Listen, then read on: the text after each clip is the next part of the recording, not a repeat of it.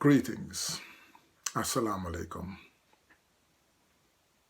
The world has watched in horror as America took that familiar position with its citizens, once again, the citizens who happens to be black. The world watched in horror as we all saw a white police officer using the long arm of the law to his total advantage as he sat comfortably, knee placed squarely on the neck of a black man who offered no resistance. His only resistance, if any, was the cry of "I can't breathe" and calling for his mom. Other than that, no physical resistance. Yet we saw a white police officer, irregardless of the reason, squarely perched on the neck of that black man. And only when he thought that that black man was dead, that was the time when he lifted his burdenous knee off of that man's neck. But until then, he kept it there despite the pleas. Pleas came from Mr. Floyd himself. Pleas came from bystanders, asking, pleading, begging that you take that man's pulse because he is dying. The world watched in horror. You see, violence against black people in America is nothing new. Every year, every decade is filled with violence from the white power structure of America to black people in general. And within the last perhaps 30 years, maybe more, we have seen the police force turning up its violent arm against black men in particular, but it has also included black women. There have been many pleas asking the government and asking the police force to change its policing tactics towards black people. And it has always been met with promises of body cameras, promises of a new way of doing this and a new way of doing that. But every time that promise was given, it was quickly followed by the same old behavior, resulting in yet another black man being murdered. The world has been watching. For some reason, I guess because this white police officer took it so nonchalantly, the killing was so nonchalantly, it was so effortless, it caused the world to take note even more. Again, violence is nothing new to black people from white people in America in particular. But what we saw was a new wave, a new level, a new comfortability with the violent act. The world watched in horror. But the world didn't just watch. Thanks to you all. You didn't just watch. You protested. And in these protests, we're seeing something. These protests, as far as I'm concerned, is signaling the end of an era.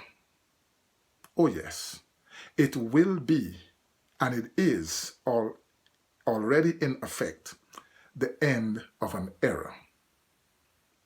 More so, it will be the end of a dynasty, or may I say the end of an empire.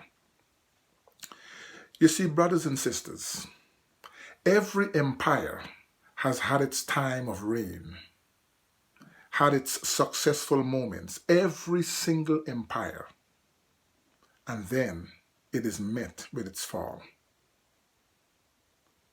One of the main reasons why dynasties or empires always fall is because of arrogance.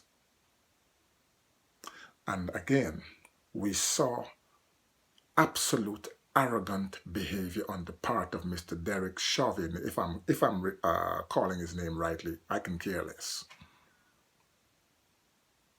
We know who I'm talking about. I don't care if his name is right or wrong. He was a devil, and he acted like a devil. America, this is not the first time you have committed such atrocious acts to your own citizens. We go back as far back as history can take us. Some of our best leaders have pleaded with you, asking you, in some cases outright begging you to change your ways, and you refused. We've had the great among us, Fannie Lou Hamer, Martin Luther King. We've had Assata Shakur and El Hajj Malik Shabazz, Malcolm X. All American citizens. Of course, there are too many to mention. And their plea, their cries have all been the same. The undertone of it all was asking you to change your ways. From among that old school of legendary teachers, we still have among us Minister Louis Farrakhan. Like him or you hate him, we have him. His call mirrors the call of those that came before him, asking the same, requesting and asking the same thing. America, change your ways, change your behavior. And America has refused. When a dynasty or an empire reaches that point of total and absolute arrogance, then our voices are no longer a voice in support of that dynasty or empire. Our voices then become a voice against it. Hence, my voice. America, we're not afraid of you anymore. We may have been afraid of you perhaps once back in the day. We're not afraid of you anymore. And why we're not afraid of you is because there is a God. America, there's a God. And we have come to recognize a long time ago that that God is more powerful than you. So we're not afraid of you. Whatever you do is only by the will of God.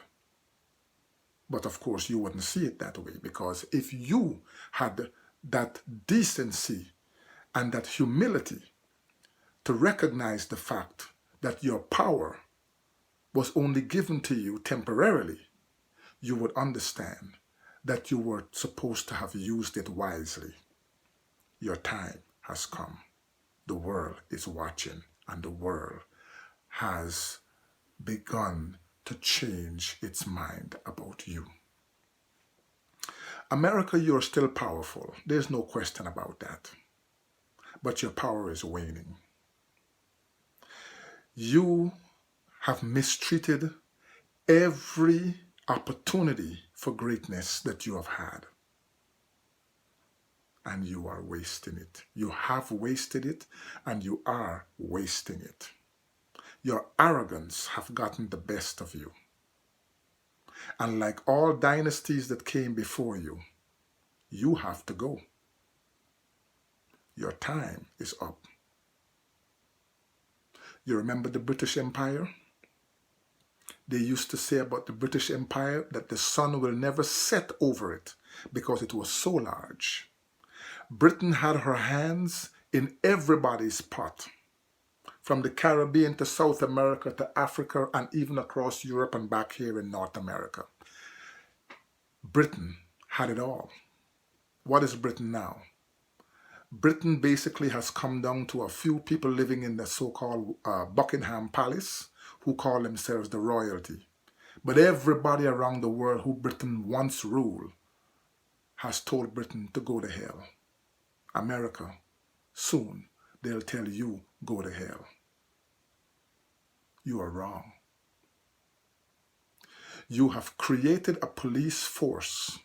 You have created white supremacy in general, white supremacy mentality. And the police force, America, is saturated with bigots who perhaps find a place as being a police officer so that they can extend their bigotry to the black citizens of America. Your time has come. You have to go. Your police officers have killed many black people in the past, America. And because we never saw them, they took no responsibility. And you, knowing that they were wrong, you let them go. You found them not guilty. You remember Rodney King? Not guilty. Michael Brown, not guilty. Trayvon Martin, not guilty. The list goes on and on and on. And then cell phones, mobile phones came into the picture. We became wise and we turned them on when your cops came around and we started filming them, America. We filmed them. We saw them. White kids are filming them. Black kids are filming them. Everybody filming them.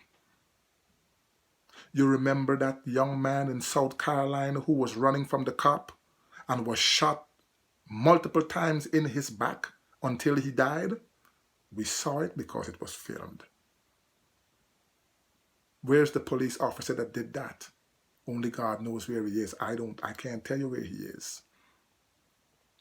Many killers would find themselves right back in a different police force in a different state. Many would find themselves still with a salary. How could you justify your killers, America, and think that you would go unabated forever? The world is watching, America. This cannot continue. Here is the case of George Floyd, which brought massive attention right across the globe. For 9 long minutes, arrogance placed itself on his neck, never giving him a chance at life again. And only until his life was snuffed out, that's when that arrogant human being took his knee off of that black man's neck. America, America, America, your time has come. You have chosen your path,